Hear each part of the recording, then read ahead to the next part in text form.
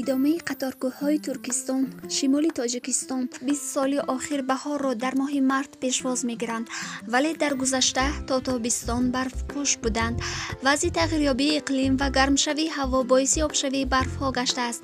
Чуноне мебинед, аллакай барф дар доманакӯҳҳои дурдаст хеле кам боқӣ мондааст. Албатта, дар 30-40 соли охир ин ҳолат ба пиряхҳо низ таъсири худро расонидааст. пиряхҳо ба нобудшавӣ оғоз карданд. мувофиқи маълумотҳо, калонтарин пиряхи водигии ҷаҳон дар Тоҷикистон Фетченко мебошад, ки дар он тақрибан 100 километр куб об захира шудааст. пиряхи мазкур қариб 50 шохоб дорад, вале мувофиқи маълумотҳои солҳои охир шохобҳои он аз ҳамдигар ҷудо шуда истодаанд.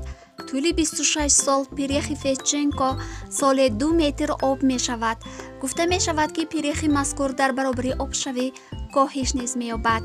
мутахассисон бар он назаранд, ки то соли 2050 пиряхи мазкур 44.5% коҳиш меёбад. бо назардошти ин, ҳукумати ҷумҳурии Тоҷикистон дар масъалаҳои ҳифзи пиряхҳо аҳамияти махсус медиҳад. аз ин рӯ соли 2025 соли ҳифзи пиряхҳо эълон дидааст.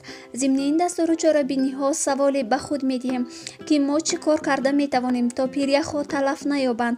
дар шароити имрӯза сарфакорона истифода бурдани об ва барқ, ҳамчунин ҳифзи табиати сабз метавонад иқлимро аз вайроншавӣ ва пиряхҳоро аз нобудшавӣ боздорад.